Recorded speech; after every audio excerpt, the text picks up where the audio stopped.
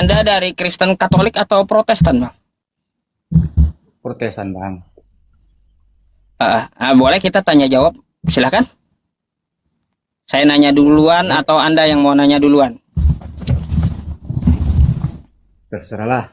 Abang mau nanya duluan, bolehlah. Saya mudah aja ya, karena Anda ngakunya Kristen. Ada nggak Yesus menyuruh jadi Kristen? Nggak ada. Nggak ada. Lalu kenapa Anda jadi Kristen? Pengikut Kristus. Iya, udah tahu Yesus kagak ada nyuruh jadi Kristen. Malah kau jadi Kristen. Apa coba? Secara eksplisit nggak ketemu dari kitab Kejadian sampai kitab Wahyu, nggak ada Yesus katakan jadi Kristen, nggak ada. Kalau pengikut Kristus ada. Oh, pengikut Kristus ya. Jadi yang namanya Kristen ini pengikut Kristus klaimnya gitu. Betul, Bang. Oh, pengikut apa yang diikuti? Ajarannya banyak lah. Contoh? Perintahnya. Di antaranya ajarannya, Bang. Ajarannya dia harus diikuti. Contoh misalnya. Contohnya? Injil Matius 22. Injil Matius 22, kasihlah Tuhan Allahmu dengan segenap hatimu, dengan segenap jiwamu, dan kasihlah sama manusia seperti dirimu sendiri. Itu, Bang. Bang Yusuf, PI. Masa 33 tahun cuma satu ajarannya, Bang? Ada lagi pasti yang lain. Tadi kan Bang PI bilang contohnya. Aku udah jawab loh, contohnya loh. Iya. Ada berapa sih ajaran Yesus tuh? Selain kasih apa aja? Intinya ajaran kasih itu sangat penting dalam berkristenan. Selain kasih nggak ada lagi gitu? Banyak. Tapi yang lain apa selain kasih?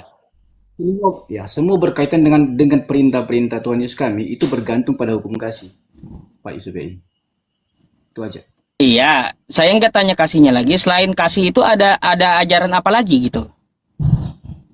Contoh, misalnya di dalam ajaran kami banyak sih, diantaranya itu kami tidak boleh diizinkan untuk menikah lebih dari satu istri. Di mana Yesus ngomong kayak gitu? Di Bible ada. Mana? Coba tunjukin kata Yesus. Nggak boleh menikah lebih dari satu. Tak boleh ayatnya mana? Lebih dari satu. Sebentar aku panggil ya. Kata Yesus atau bukan tuh? Kata Bible. Itu kan bukan kata kami. Yesus. Itu kan iman kami. Bible kan iman kami. Oh, berarti bukan kata Yesus. Bible kan iman kami. Iya, kalaunya kata-kata Bible, Bang, ya yang kita bahas ini Yesus fokusnya, bukan Bible-nya. Itu kan referensi kami sebagai orang Kristen. Yang saya bahas ini Yesusnya dulu gitu, bukan ke lain-lain dulu. Ada nggak ya dari ajaran-ajaran itu ya selain kasih Pak, kan?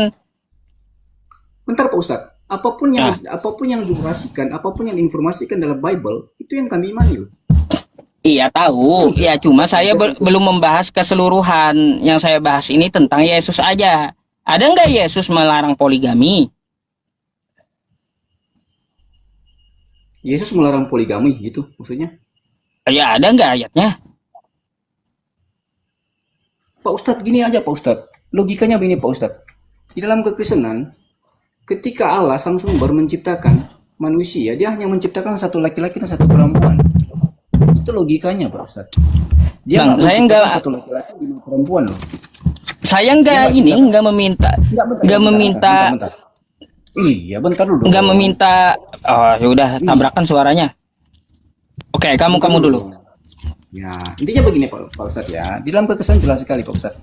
Ketika Allah menciptakan manusia, dia tidak pernah menciptakan, Allah itu tidak menciptakan satu laki-laki dan 5 perempuan kan. Dia ciptakan satu laki-laki dan 1 perempuan doang. Sebenarnya konsep bicara tentang pernikahan dalam kekristenan itu dari rujukan Kejadian 1 dari masa penciptaan itu udah jelas sebenarnya. Udah? Gini yang saya tanya, yang dari Yesus katanya tadi ada larangan ya berpoligami, beristri lebih dari 1. Itu kata Yesus. Siapa yang bilang begitu? Bukan.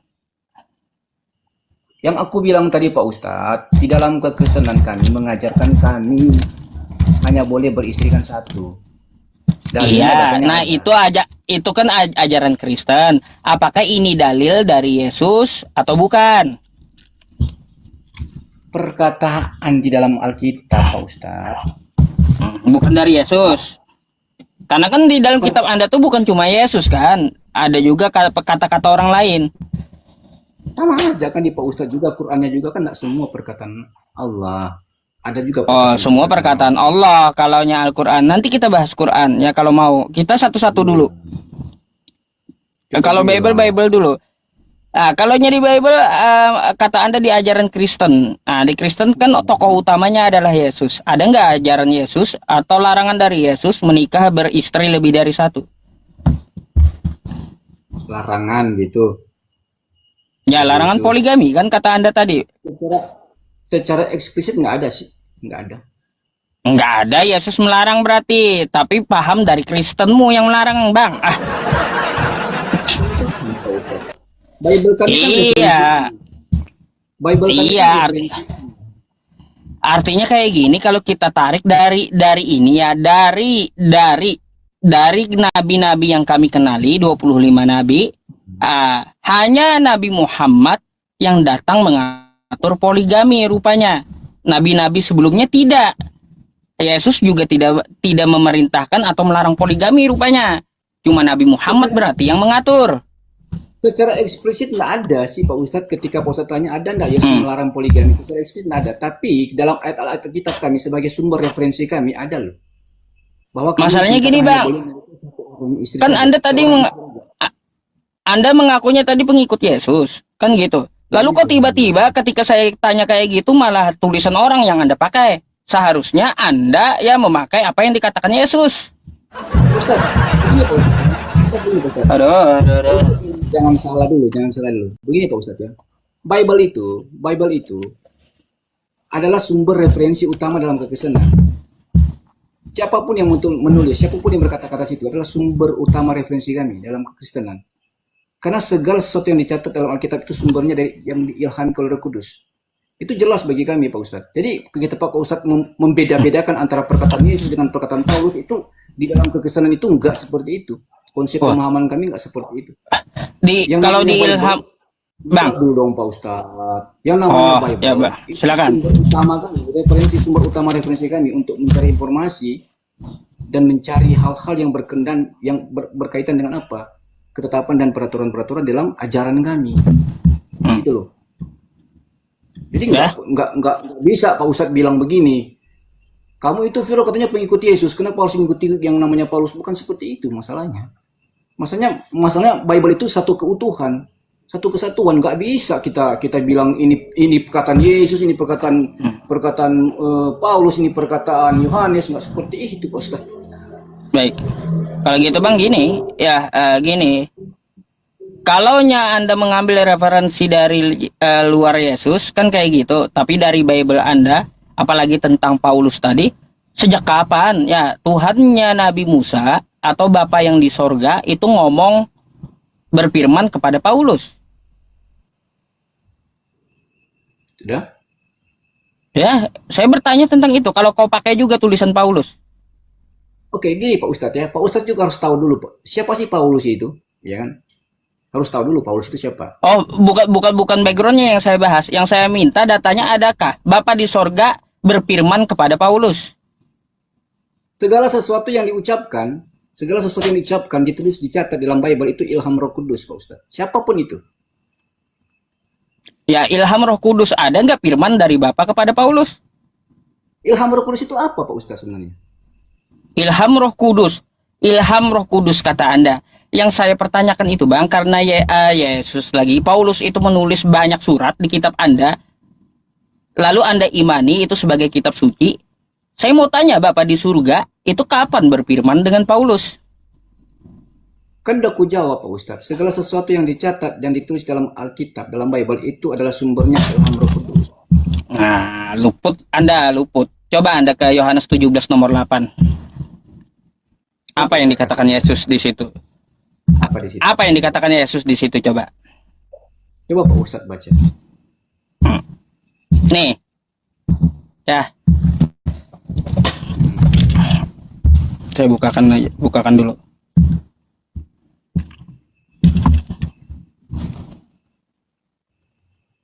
Sabar ya. Coba. Yohanes 17:18. Bentar Pak Ustadz ya. Bentar. Ah.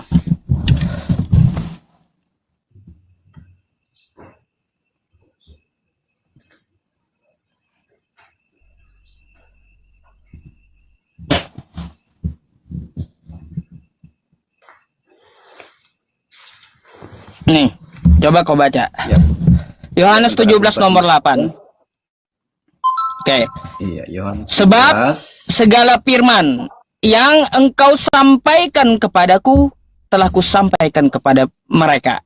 Sebab segala firman yang engkau sampaikan kepadaku telah kusampaikan kepada mereka. Habis udah firman Bapa itu, habis. Udah disampaikan Yesus semua, sebab segala firman. Lalu ngapain Anda percaya tulisan-tulisan Paulus? Udah, Pak Ustadz. Semuanya udah disampaikan Yesus. Lalu ngapain Anda percaya dengan Paulus? Udah. Udah. Oke. Ustadz, aku jawab ya. Pak Ustadz baca, bisa nggak Pak Ustadz baca konteks atau tema judul daripada ayat itu? Iya, doa Yesus untuk murid, para murid. Kenapa? Itu doa Yesus kepada muridnya. Ya kan? Artinya itu sebuah interaksi ya, interaksi antara Yesus dengan Sang Sumber untuk siapa? Untuk mendoakan para murid-muridnya. Dalam hal apa? Dalam hal segala sesuatu yang akan dilakukan oleh Yesus. Berbicara tentang apa pula? Berbicara tentang perkataan-perkataan Yesus. Artinya Yesus menyampaikan itu sesuatu yang sumbernya dari Sang Bapa yang telah disampaikan kepada murid-muridnya. Jadi gini bang. Yang saya tanya fokus gitu, jawab fokus. Kapan Bapak berfirman kepada Paulus? Pak Ustadz, dari tadi kan aku udah bilang Pak Ustadz, ketika Pak Ustadz tanya hal itu, aku cuma kasih tahu sama Pak Ustadz bahwa apapun yang dicatat, apapun yang tulis dalam Alkitab, dalam Bible kami, itu sumbernya ilham Roh Kudus. Itu jelas, Pak Ustadz. Kalau Anda ngototnya, Bang, kalau Anda ngototnya di situ, kita TikTok aja Bang ya. Kalau Anda ngototnya di situ Bang ya, kenapa setiap penulisnya itu bisa beda-beda? Ya emang beda lah. Kalau aku sama Pak Ustadz penulisnya beda pastilah. Kan katanya beda. diilhami Roh Kudus. Roh Kudusnya beda-beda juga. Yang namanya diilhami Roh Kudus itu Bang, seperti aku yang catat, abang yang catat, ya kan? Iya kan, abang mencatat sesuatu yang diilhamkan oleh Roh Kudus. Berkaitan dengan apa? Aku diilhamkan Roh Kudus. Aku mencatat dalam Bible berdasarkan apa? Iya kan? Oke. Pastilah Bang. Kalau gini, sama-sama. Contoh, anggap ya kita mempunyai Roh Kudus yang sama nih ya, kan kayak gitu. Ya, saya mencatat penyalipan Yesus jam 9. Tapi Anda mencatat penyalipan Yesus jam 12. Oke. Itu kayak gimana bisa dikatakan satu? Pak Ustadz harus tahu sejarah bangsa Israel ketika mereka itu sebenarnya udah berapa kali Pak Ustadz aku udah juga diskusi berapa kali itu berkaitan dengan jam 12 dan jam 9 Pak Ustadz. Pak Ustadz harus melihat sudut pandang penanggalan waktu itu bagi bangsa Israel pada waktu itu. Pak Ustadz udah tahu pasti, nggak mungkin Pak Ustadz nggak tahu. Contoh misalnya, aku kasih contoh aja. Misalnya tahun Masehi berbeda loh dengan tahun Hijriah.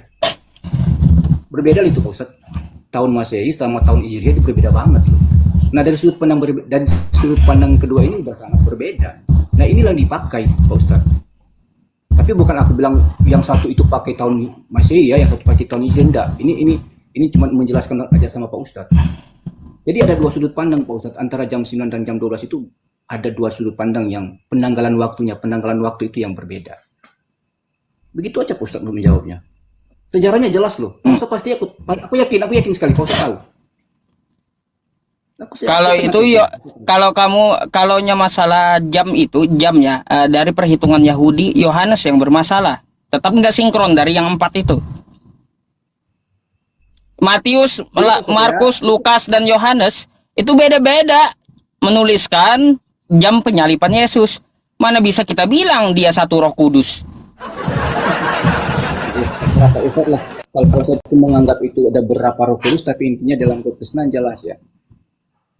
Itu jelas. Kalaupun Pak Ustadz menanyakan tentang waktu itu, aku udah jawab tadi ya teman-teman. Penanggalan waktu itu berbeda dalam sudut pandangnya. Udah, tinggalkan itu. Coba tadi yang Yohanes 17 nomor 8 tadi, sebab segala firman yang kau berikan kepadaku, kata Yesus, telah kusampaikan kepada mereka. Artinya nggak ada lagi firman turun. Lalu kapan Bapa di sorga berfirman kepada Paulus? Kalau kitab Paulus itu adalah kitab suci bagi kalian. Pak Ustadz sebenarnya situ Pak Ustadz enggak ditulis loh sebenarnya, enggak secara eksplisit loh bahwa segala sesuatu firman yang disampaikan oleh Yesus itu berarti udah menutup semua perkataan-perkataan Yesus. Enggak seperti itu loh. Contohnya apa? Contohnya di kitab Injil yang lain juga Yesus bahkan selesai baca ini dalam Injil Yohanes 8 tadi Pak Ustadz, ada lagi perkataan-perkataan Yesus sesudah itu. Jadi itu enggak secara eksplisit Pak Ustadz bilang sudah habis selesai firman-firmannya, enggak seperti itu Pak Ustadz. Karena sesudah kan semua udah bisa. Itu logikanya aja. Udah pikir ya. Contoh misalnya Pak Ustadz. Bentar. Contohnya. Ya ngerti saya kalau itu. Oke, kalau gitu ngerti saya. Tapi gini, berarti kita harus tahu perkataan Yesus yang terakhir itu apa di Bible? Perkataan Yesus yang terakhir itu aku nggak tahu apa perkataan yang paling terakhir, aku nggak tahu. Cuman yang aku tahu teman-teman yang ketika dia ada di dalam bumi ya, di dalam dunia ya, yaitu yang aku tahu ya Pak Ustadz ya, ketika dia sebelum naik ke surga, itu aja. Itu perkataan secara langsung dia sebagai manusia ya teman-teman ya. Kata-kata Anda kan sebab segala firman yang engkau berikan kepadaku telah kusampaikan kepada mereka. Tapi setelah itu kan masih ada firman, kan kayak gitu. Iya. Tadi kan nah firman yang terakhir ini yang mana gitu loh. Kita harus tahu berarti. Ini yang pertama, ini yang kedua. Makanya ketika Pak Ustadz tanya firman yang terakhir itu, aku hanya jawab aja ketika Yesus sebelum naik ke surga kan ya ada perkataan-perkataan yang disampaikan di situ. Jadi begini yang Pak Ustadz, disampaikan. Izin Pak Ustadz ya, izin. Maksudnya begini Pak Ustadz, tadi kan Pak Ustadz tadi bernarasi kan bahwa segala firman yang telah kau sampaikan kepadaku, aku telah sampaikan. Berarti menurut Pak Ustadz itu udah tutup kan, udah selesai kan, udah nggak ada perkataan-perkataan Yesus lagi, udah nggak ada firman lagi. Tapi itu sesuatu yang salah sih dalam kekristenan Pak Ustadz ya, sesuatu yang keliru. Karena apa? Sesudah itu kan ada juga Yesus banyak kali berkata-kata loh. Ya kan banyak juga Yesus menyampaikan kebenaran firman Tuhan. Jadi itu udah membatalkan, udah menggagalkan sebenarnya apa yang menjadi tuduhan dari Pak Ustadz ya. Bukan teman-teman. Ya gini Bang, kalau mau membatalkan tuduhan saya itu Yohanes 17 nomor 8 ini harus diketahui tanggal berapa dituliskan. Gitu, tanggal berapa Yesus ngomong berarti. Kayak gitu. Lalu ibaratnya nih Yesus ngomong tanggal 12. Sebab segala firman yang engkau berikan kepadaku telah kusampaikan kepada mereka. Kalau ini adalah ayat terakhir, berarti habis firman. Acuannya apa? Acuannya tanggal ada. Gitu. Lalu dari mana asumsi Anda setelah ayat ini turun ada lagi firman? Firman yang mana jadinya? Baca aja dia adalah Injil Yohanes itu Pak Ustadz. Banyak sekali perkataan Yesus di situ loh. Sesudah itu banyak sekali. Yohanes 8:17, Yohanes 9 itu terlalu banyak perkataan-perkataan Yesus. Itu udah membuktikan bahwa Yesus nggak berhenti di situ dalam menyampaikan firman. Kan begitu. Jadi banyak banget gitu kalau mau kita kritisi, ya kita kritisi tentang Bible Kristen ini. Roh Kudusnya katanya satu, tapi penulisnya beda-beda isinya. Ini yang jadi masalah gitu. Ya memang kan di dalam Injil Pak Ustadz, Injil Matius, Injil Markus, Injil Lukas, kan Injil yang sinoptik teman-teman ya, Injil yang sinoptik teman-teman ya, di antara Injil Matius, Markus, Lukas ya. Memang teman-teman ya, ini ditulis oleh tokoh-tokoh yang berbeda teman-teman ya, dengan sudut pandang mereka yang berbeda, dengan kesaksian mereka yang berbeda. Tapi intinya substansinya tetap sama Pak Ustadz, menceritakan tentang yang namanya kelahiran Yesus, pekerjaan Yesus, kematian Yesus, kebangkitan Yesus, bahkan Yesus naik ke surga, dan menjanjikan juga Yesus akan datang pada kali yang kedua menjadi hakim yang benar. Itu substansinya. Ya itu artinya dalam gini. Perbedaan itu sudut pandang. Bentar Pak Ustadz. Dalam hal perbedaan itu sudut pandang sebenarnya. Contoh misalnya Pak Ustadz dengan siapapun ya, siapapun itu. Pak Ustadz punya sudut pandang yang berbeda dengan memaknai hal-hal berkaitan dengan ayat Al-Quran, meskipun udah udah ditafsirkan oleh para ulama kan, tapi seringkali di penjelasannya juga seringkali aku bisa lihat ya teman-teman, seringkali ada perbedaan sedikit meskipun substansinya sama, tapi dalam sudut pandang yang berbeda. Begitulah. Di dalam Bible mudah sekali Pak Ustadz untuk memahami sebenarnya Pak Ustadz. Asal jangan cari kesalahan dalam Bible. Itu aja sebenarnya. Gini, artinya kan iman Kristen ini berdiri bukan cuma dari Yesus, tapi atas kata-kata orang terdahulu juga berarti. Contoh Ya di luar Yesus kan banyak tuh tentang penyalipan Yesus kan, banyak yang bersaksi katanya. Itu kan jadi dasar iman Anda dalam Kristen, kesaksian dari orang. iya, tapi benar kan peristiwa itu terjadi. Nah, dasarnya kesaksian dari orang, bukan dari firman Tuhan. Macam mana tuh? Bukan dari firman. Lalu mau gimana kita katakan bahwa agama ini benar gitu? Sedangkan landasan imannya berasal dari kesaksian orang, bukan dari firman Tuhan. Sebenarnya begini Pak Ustadz ya, jelas sekali ya, Yesus itu adalah firman yang hidup ya. Yesus adalah firman. Bahkan sebelum dia disalibkan, dia sering kali sampaikan kepada murid-muridnya bahwa anak manusia akan menderita, akan mati dan bangkit pada hari yang ketiga. Itu Yesus sendiri yang sampaikan loh. Nah siapa Yesus? Yesus adalah firman, Yohanes 1 ayat 1. Yohanes 1:14. Nggak mungkin lah Pak Ustadz. Nggak mungkin. Cuman ini seseorang ya, nggak mungkin. Karena begini Pak Ustadz. Kamu bawa bentar. Bentar. Oke, kalaupun kita berujuk ya teman-teman, kalaupun kita berujuk kepada kesaksian para rasul Yesus ya, yang menceritakan tentang penyaliban Yesus, itu udah fix ya teman-teman dalam iman kekristenan ya, udah fix. Tetapi di sisi lain Pak Ustadz, kita jangan pakai Bible lah, ya kan? Dari sisi historinya aja, sejarahnya aja jelas loh. Penyaliban itu benar-benar terjadi. Dari 3 tokoh sejarawan, udah jelas sebenarnya. Saya nggak menulis, nggak memasalahkan tentang, tidak berbicara tentang penyalipannya, enggak gitu. Tapi dasar iman, masa dasar iman itu dari kesaksian seseorang, bukan dari firman Tuhan. Di sini aja kan udah melenceng gitu loh. Dasar iman itu seharusnya kita dasari dari firman Tuhan. Apa aja firman Tuhan kan gitu. Bukan dari landasannya apa? Kesaksian orang. Susah bang, ya susah yang kayak gitu. Bisa manusia itu bisa salah, bisa sesat gitu. Bisa juga dusta. Karena apa? Karena kita, Karena gini. Delay ya? Izin. Oh delay ya? Delay kayaknya, iya. Oke. Justru begini Pak Ustadz, ketika kita menyinggung tentang kesaksian, para saksi, justru aku pertanyakan sama Pak Ustadz kan, ketika Pak Ustadz itu meyakini agama Islam itu agama yang benar, ini cuma sedikit apa teman-teman mirroring dikit ya. Agama Islam itu adalah agamanya Allah. Justru untuk mengimani agama Islam itu harus ada kesaksian dari Pak Ustadz. Benar enggak? Iya. Aku bersaksi terus ada Tuhan selain Allah ya kan? Dan Muhammad adalah Allah. Itu justru membuktikan bahwa umat Islam juga kalau tanpa ada kesaksian nggak bisa mengimani sesuatu. Iya. Saya bersaksi ya kan? Tiada Tuhan selain Allah. Betul itu? Ya betul, ya kan berarti ada sesuatu yang nggak bisa dikatakan Pak Ustadz ini Muslim, Islam kalau nggak bersaksi, ya kan? Masalahnya itu beda konteks. Itu dasar iman saya kepada langsung condong kepada Tuhan, tidak menyangkut manusia lain. Kalau Kristen kan menyangkut kesaksian dari manusia lain, yang mana kita nggak tahu backgroundnya manusianya siapa, namanya siapa.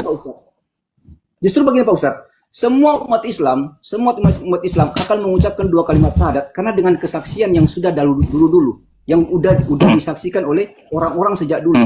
Bener enggak? Enggak apa-apa. Justru umat Islam itu mengucapkan 2 kalimat syahadat, ya kan? Karena apa? Melihat ajaran dan melihat kesaksian orang-orang yang terdahulu. Bener kan? Oh, bukan orang-orang terdahulu, bukan. Enggak ada hubungannya. Makanya isi syahadat itu gini. Bentar. Isi syahadat itu tidak ada bersangkutan dengan orang lain, nggak ada. Terus sahabat-sahabat Nabi itu orang tempo apa bang? Jadi yang namanya syahadatain itu adalah ikrar pengakuan diri langsung kepada Tuhan. Bahwa aku bersaksi tiada Tuhan selain Allah. Dan Nabi Muhammad adalah utusan Allah. Bukan dari kesaksian landasannya, landasannya itu kesaksian seseorang yang tidak kita kenal, enggak. Itu adalah kesaksian kita sendiri, no problem. Betul, betul sekali. Aku sepakat itu Pak Ustadz. Makanya Injil Matius, Markus, Lukas, dan Yohanes adalah merupakan kesaksian hidup. Karena mereka adalah rasul-rasul Yesus Pak Ustadz. Mereka hidup sejaman dengan Yesus. Mereka tahu tentang Yesus. Nggak ada. Aduh. Bang, ngaco kau. Dari mana penulis itu hidup sejaman dengan Yesus tuh dari mana? Heran saya. Kalau kita bahas sebuah kitab suci sebenarnya akan terlalu panjang ya teman-teman ya. Terlalu panjang sekali untuk membahas. Masalahnya gini, kamu tadi mengatakan penulis kitab kamu itu langsung bertemu dengan Yesus, itu dari mana? Bukan langsung.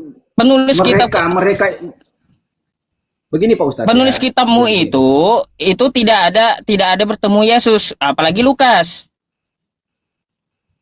Oke, baik teman-teman ya. Pak Ustadz lupa bahwa sejarah penulisan dalam Bible itu kitab Injil Matius, Injil Markus, Injil Lukas, ya kan, Injil Yohanes. Yang tiga yang adalah Injil Synoptik ya teman-teman. Yang satu Injil Yohanes itu bicara tentang kesaksian Yohanes. Siapa sih mereka? Yohanes itu siapa Pak Ustadz? Injil Yohanes itu siapa yang menulis? Kalau Pak Ustadz tahu. Yohanes ini adalah salah satu murid Yesus, katanya kan kayak gitu. Ya, pastilah salah satu murid Yesus. Sementara antara Matius, Markus, dan Lukas ini juga adalah sahabat-sahabat daripada rasul-rasul Yesus. Jadi jelas sebenarnya, sangatnya jelas sebenarnya Pak Ustadz ya. Kan bukan murid, enggak Iya, bukan luntang lantung dengan Yesus. Oke, katakanlah bukan murid secara 12 murid ya antara Matius, Markus, Lukas, tapi intinya Pak Ustadz substansi dari isi dari kitab Injil Matius, Markus, Lukas, dan Yohanes itu substansinya sama kok, nggak ada beda. Itulah saya bilang tadi samamu. Artinya iman Kristen dilandasi dari kesaksian orang. Gitu. Bukan begitu, Pak Ustadz. Iman Kristen dilandasi dengan dari kesaksian orang, bukan dari firman Tuhan. Artinya kayak gitu jadinya. Oke, Pak Ustadz, oke begini aja. Pak Ustadz mempercayai sesuatu tanpa Pak Ustadz lihat. Pak Ustadz itu bisa tahu enggak itu? Contohnya begini. Pak Ustadz dikasih kabar, ya kan? Dikasih kabar misalnya, keluarga Pak Ustadz ini loh kena musibah, tapi Pak Ustadz nggak tahu siapa saksinya, nggak ada juga buktinya. Pak Ustadz bisa percaya nggak itu? Nah, saya melihat dulu, harus saya kenali dulu rumahnya di mana, kan kayak gitu.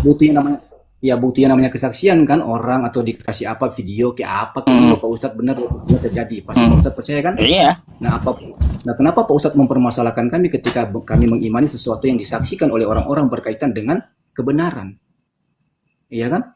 Itu nggak logik. Ya gini, logiknya kayak gini. Kalaunya kesaksian itu kita yang berikrar, no problem, itu ikrar iman namanya. Tapi kalaunya keimanan kita itu kita gantungkan dengan kesaksian orang lain, bahaya kawan. Enggak semua manusia benar. Beriman itu landasannya itu harus kitab suci kan gitu. Bukan beriman itu landasannya dari kesaksian orang. Baik Pak Ustadz. Cuman masalahnya begini Pak Ustadz. Kenapa kami mengimani kesaksian-kesaksian itu? Kenapa? Karena nggak ada yang berbeda dari kesaksian daripada Injil Yohanes, Injil Matius, Markus, Lukas. Nggak ada loh. Beda begini Pak Ustadz, beda begini. Contoh misalnya begini. Kalau Injil Matius menuliskan tentang kelahiran Yesus, kematian Yesus, Yesus tidak disalibkan, ya kan? Kemudian Injil Yohanes menuliskan Yesus disalibkan. Kemudian Injil Lukas juga menuliskan Yesus tidak mati loh, tapi dia langsung terangkat di surga. Terus Injil Lukas juga mencatat Yesus tidak mati loh, tapi enggak disalibkan tapi gantung diri loh, ya kan? Itu udah berbeda. Itu kami bingung, kami mau percaya mana. Beda itu. Tapi sama-sama loh, substansinya sama Pak Ustadz. Ketika Yesus datang ke lahir dalam dunia sama, dia mati sama, bangkit pada hari ketiga sama, naik ke surga pun sama, akan datang pada kali yang kedua juga sama. Jadi apa yang perlu kami ragukan Pak Ustadz? Lah, kecuali kesaksian itu berbeda. Itu bolehlah kami lakukan lah Pak Ustadz. Gini ya, gimana? Kesaksian itu ya kalaunya Anda mengambil dari 4 itu kata Anda sama, substansinya adalah penyalipan, ya dari penulisnya aja jam yang berbeda itu menunjukkan bahwa kitab itu tidak bisa diimani kawan. Karena apa? Udah berbeda gitu. Memang substansinya itu terjadi penyalipan, tapi ternyata di antara keempat penulis itu proses penyalipan menceritakan beda. Kan gitu maksud Anda. Tokohnya sama enggak Pak Ustadz? Tokohnya kan Yesus, terjadi penyalipan itu substansinya. Tapi kok bisa jalan ceritanya beda-beda? Ini Pak Ustadz ya, dari tadi kan aku udah kasih tahu Pak Ustadz ya, Ah. itu cuma persoalan sudut pandang Pak Ustadz. Aku tahu Pak Ustadz udah ngerti tadi loh, kirain Pak Ustadz tadi udah ngerti, terus udah nggak menyinggung-nyinggung lagi tentang waktu itu kan tadi Pak Ustadz bilang kan. Tapi intinya begini Pak Ustadz ya, intinya aku sudah saya kasih tahu sama Pak Ustadz itu persoalannya berbicara tentang sudut pandang penanggalan waktu aja, cuman di situ perbedaannya. Tapi substansinya Pak Ustadz sudah kasih tahu juga benar semuanya sama, tokohnya ya juga sama, Yesus, penyalipannya juga terjadi, kebangkitan pada hari ketiga terjadi, naik ke surga pun terjadi, dan akan datang pada kali yang kedua untuk menjadi hakim yang benar. Ya, kalau itu kan substansi dari penulis kata Anda. Saya juga tahu gitu. Cuma yang anehnya itu ya masa satu kejadian beda-beda ceritanya. Nggak masuk akal, Bang. Ustadz, begini, Pak Gitu. Ustadz, ya. Satu kejadian ya, satu kejadian sejarah, tapi penulisnya ada 4. Keempatnya beda-beda proses kejadiannya. Mana yang betul jadinya? Oke, begini Pak Ustadz ya, aku kasih gambaran sedikit Pak Ustadz ya, berbicara tentang sudut pandang Pak Ustadz ya. Begini Pak Ustadz, aku tengok Pak Ustadz loh, dari depan begini loh, aku lihat Pak Ustadz ganteng banget loh, bener. Tapi ada teman Pak Ustadz yang tengok Pak Ustadz dari samping, bilangnya Pak Ustadz, aku kalau tengok begini Pak Ustadz ini ganteng banget, hidungnya mancung, bisa aja jadi orang yang mandang Pak Ustadz dari samping kiri atau samping kanan akan bilang hidung Pak Ustadz itu nggak mancung loh, biasa aja loh. Tapi dia tetap Pak Ustadz Yusuf PI. Aku pun seperti itu. Aku tetap katakan Pak Ustadz itu Yusuf PI. Karena apa? Memiliki sudut pandang yang berbeda.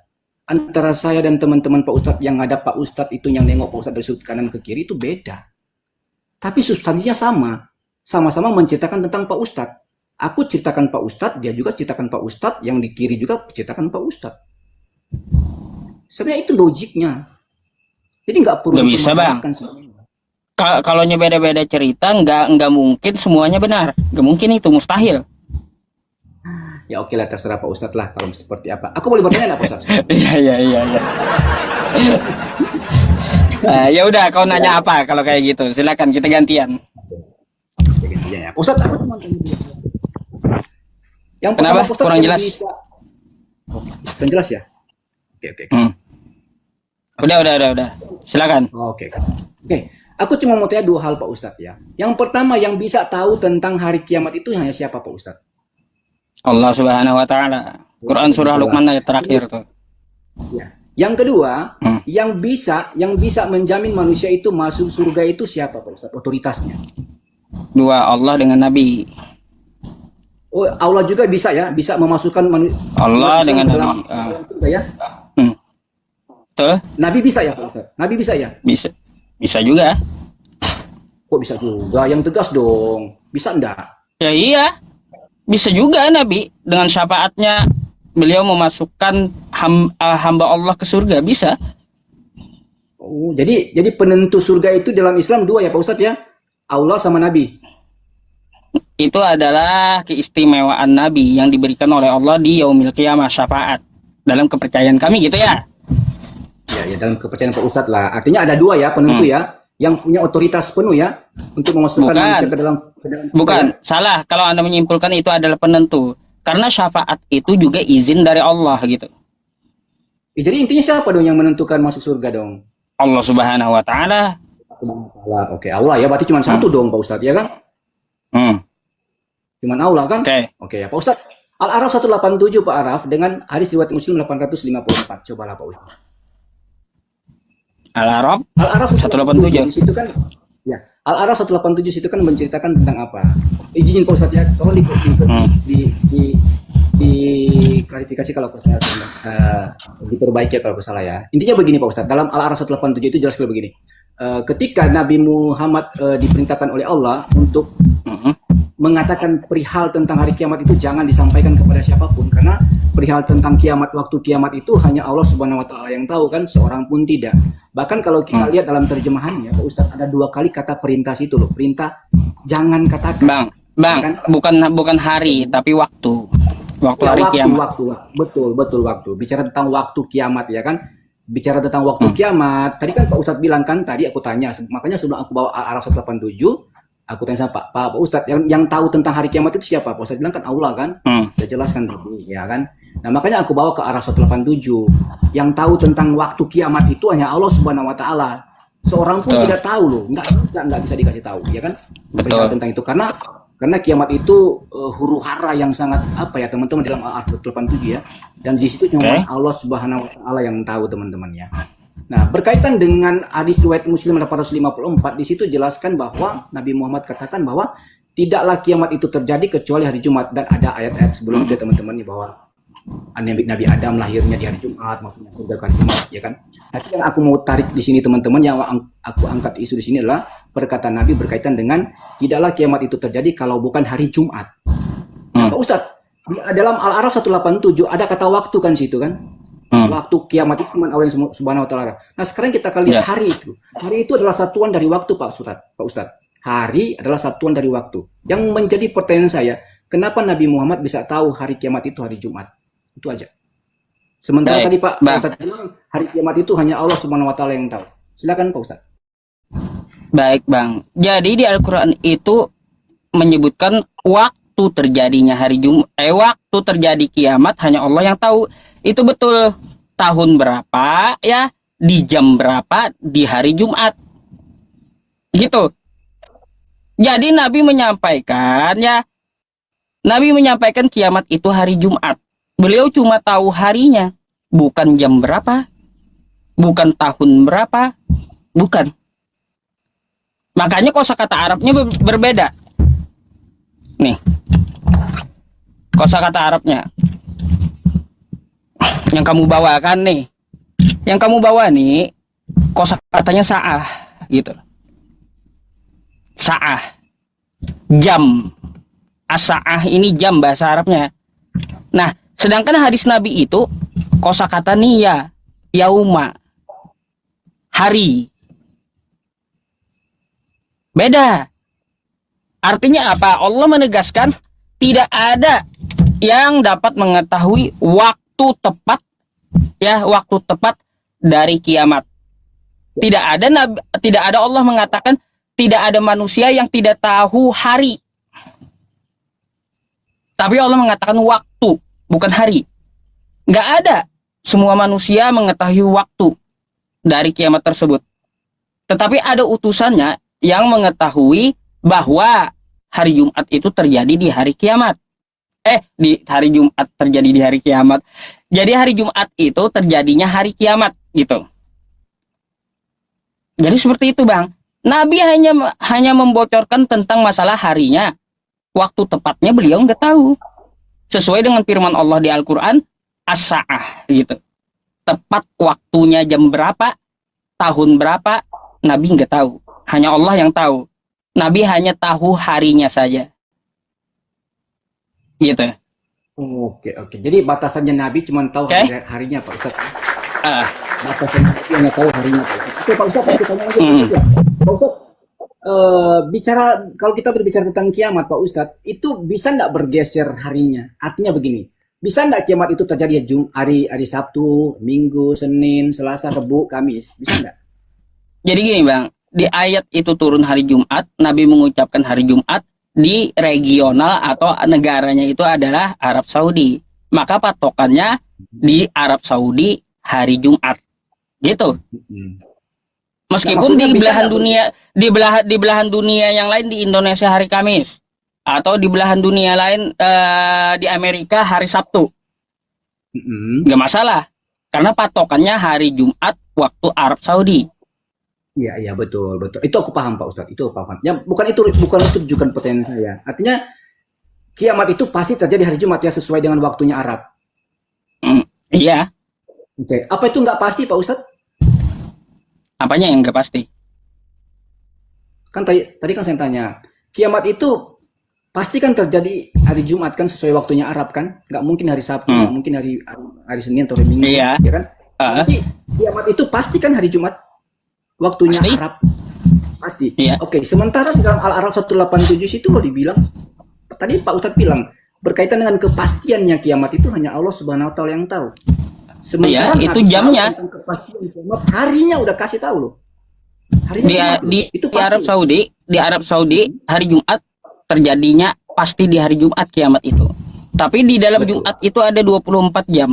Detiknya berapa, tahun berapa itu nggak ada yang tahu. Sesuai Quran surah Al-A'raf tadi. Iya, itu aku paham Pak Ustaz. Aku ngerti itu karena Jumat juga kan nggak mungkin cuma sekali aja kan, udah berapa ribu kali loh Jumatnya ya kan. Iya, iya. Tapi intinya kan begini Pak Ustadz, Jumat itu udah pasti loh, iya kan? Ya pasti. Iya, artinya kepastian itu kan hanya milik Allah yang tahu. Lah, memang kepastian itu Allah mengetahui. Hanya Kenapa Allah Nabi yang mengetahui? mengetahui. Kenapa Nabi Muhammad tahu di hari Jumat? Bukan berarti beliau tahu detik berapa, jam berapa, menit berapa, tahun berapa. Gak tahu beliau, Bang.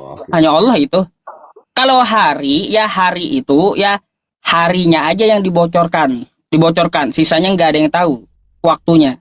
Jadi hari Jumat detik berapa, jam berapa nggak diketahui. Oh gitu. Hanya Allah yang tahu. Oh, oke lah. Intinya aku udah dapat lah jawabannya dari Pak Ustadz ya. Artinya. Ya, tidak tahu juga Nabi Jumat keberapa gitu. Jumat keberapa. Oke. Pokoknya harinya aja Jumat. Oke. Pastinya Nabi Muhammad tahu harinya doang ya. Mau jamnya kapan nggak tahu, tahunnya kapan nggak tahu ya kan. Pastinya hari. Kan Al-Qur'an itu berfirman wa yas'alunaka 'anis sa'ah. Mereka bertanya tentang waktu, bukan bertanya tentang hari. Bukan. Mereka bertanya tentang waktu terjadi kiamat. Itu di Al-Qur'an. Nggak ada mereka bertanya tentang hari. Enggak. Tapi waktu. Oh gitu. Oke. Oh, oke lah. Oke. Oke lah Pak Ustadz. Ya. Thank you Pak Ustadz. Makasih Pak Ustadz. Sama-sama. Lain kali aku naik lagi bisa diskusi sama Pak Ustadz lah. Boleh. Silakan. Terima kasih Pak Ustadz ya. Selamat malam Pak Ustadz. Oke. Selamat malam.